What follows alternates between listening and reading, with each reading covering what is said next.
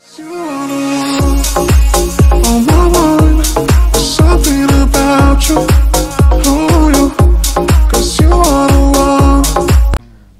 2 ও নবাব নিয়ে তথ্যমন্ত্রী হাসানুল হক ইনু বলেন, শাকিব খানের কারণেই মানুষ সিনেমা হলে যাচ্ছেন।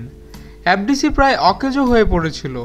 প্রধানমন্ত্রী শেখ হাসিনার নির্দেশে অচল এফডিসি এখন রমরমা প্রায়। ৭১ টিভির লাইভে এসে তথ্যমন্ত্রী বলেন, শিল্পী সমিতির নেতারা এ নিয়ে ২ মাসে ২বার শাকিব খানকে নিষিদ্ধ করল। তথ্যমন্ত্রী জানান, আমি আরও টাকা পয়সা জোগাড় করছি যেন এফডিসিকে আরও উন্নত করা যায় এবং উন্নত প্রযুক্তির সিনেমা করা যায়।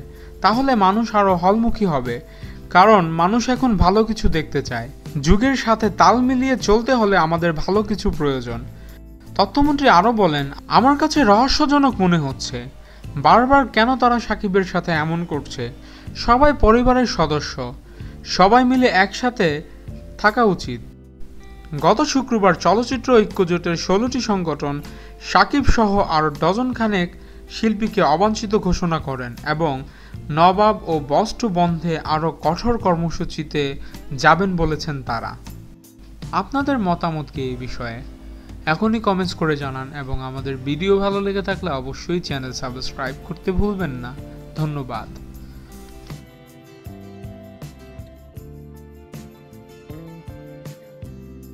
Yeah.